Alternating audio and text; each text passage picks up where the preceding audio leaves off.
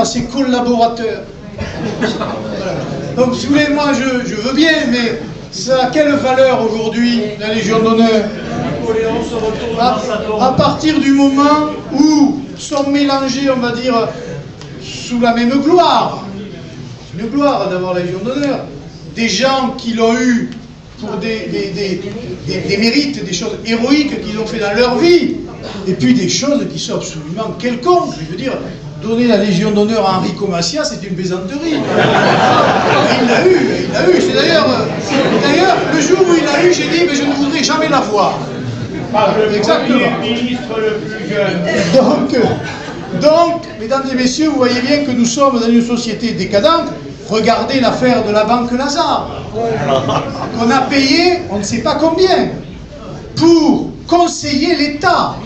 Mais si on prend des banques privées pour conseiller l'État, à quoi servent tous nos hauts fonctionnaires dans les ministères?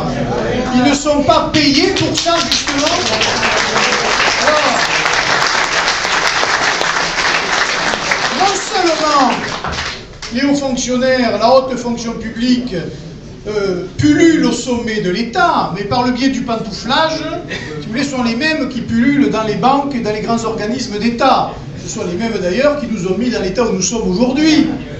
Et à un moment donné, là aussi, mais le Front National l'a toujours dit, le répète encore, il faudra quand même remettre un peu d'ordre dans la maison, car il est incroyable, inconcevable qu'il y ait aujourd'hui une technocratie d'État, souvent d'ailleurs maintenant on va dire totalement cosmopolite, puisque tout le monde peut maintenant accéder aux emplois publics en France, et qui n'arrive même pas avec la qualité pourtant qui est la sienne, mais avec j'allais dire, sa densité, qui n'arrive pas à gérer les affaires du pays convenablement. Et puis la rentrée de M.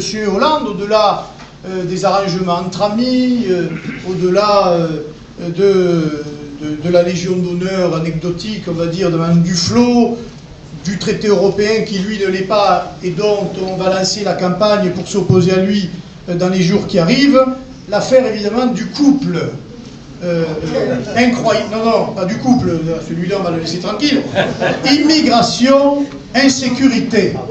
Parce que, j'allais dire, c'est un couple démoniaque. L'immigration s'est développée en France par divers biais.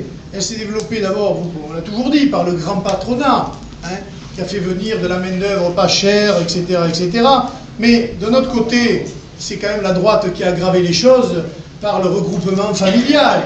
Parce que on n'était quand même pas Giscard, le couple Giscard-Chirac, on n'était pas obligé, à la limite, sur une phase de croissance, quand vous n'avez pas le personnel disponible tout de suite, que vous êtes en période de plein emploi, que le chômage, et il n'y a plus de chômage, il n'est pas anormal, à la marge, de faire appel à des gens qui viennent de l'extérieur. Mais ces gens qui viennent de l'extérieur, il y a deux solutions. Hein. Soit ils sont venus avec un contrat de travail et ils ont vocation à repartir chez eux, soit ils sont venus d'une manière clandestine, et alors là, c'est l'État qui a le droit de les faire repartir chez eux. Dans tous les cas, nous sommes face à une immigration de peuplement.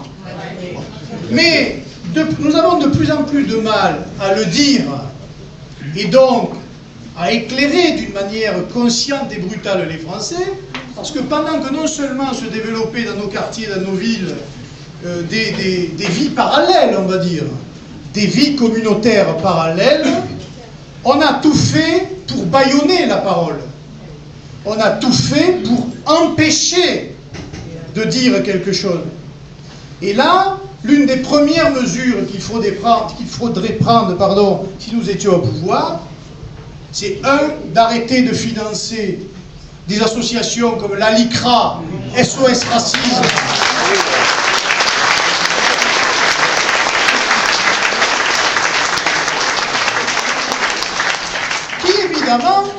qui évidemment ont le droit d'exister. Ce sont des associations, mais donc à vivre avec l'argent de leurs contributeurs et de leurs adhérents. Et vous verrez qu'à ce moment-là, peut-être on les entendra moins.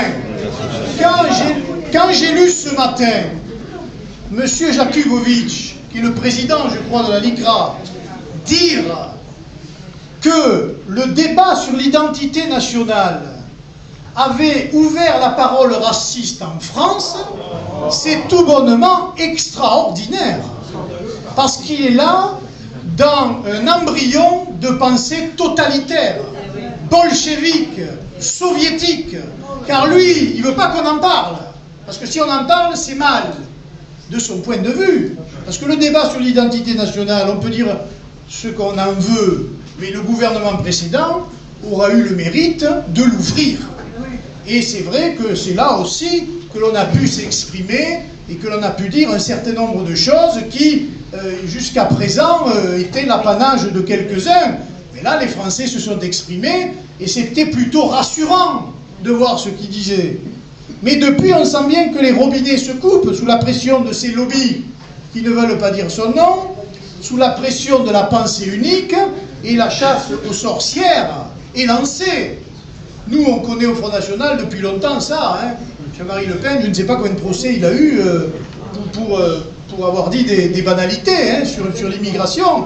Mais vous voyez que même des chroniqueurs de renom se voient reprocher ce qu'ils osent dire.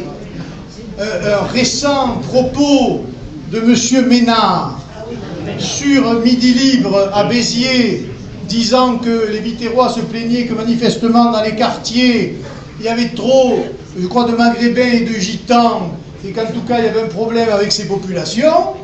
Bon, mais je pense que ces jours sont comptés. Mais j'allais y venir. Mais, je vais vous dire, Ménard, il n'a fait que décrire ce qu'il voit. Et que j'aurais pu dire, et que je dis d'ailleurs, à Perpignan dans certains quartiers, et que vous pouvez et que vous dites avec d'autres, ici à Nice et ailleurs. Ce sont des banalités qu'a dit M. Ménard. Il n'a pas, d'ailleurs, il a choqué, à part la gauche, il n'a choqué personne. Tout le monde est bien d'accord.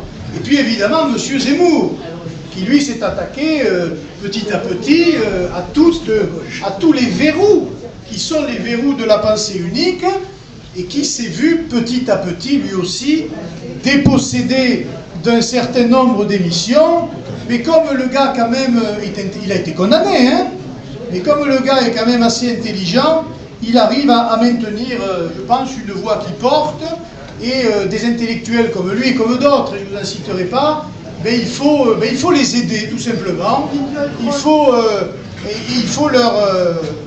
les accueillir comme vous les voyez, ou en tout cas ne pas participer à hurler avec les loups quand ils sont mis en cause. Vous remarquerez d'ailleurs, nous avons deux élections du même parti.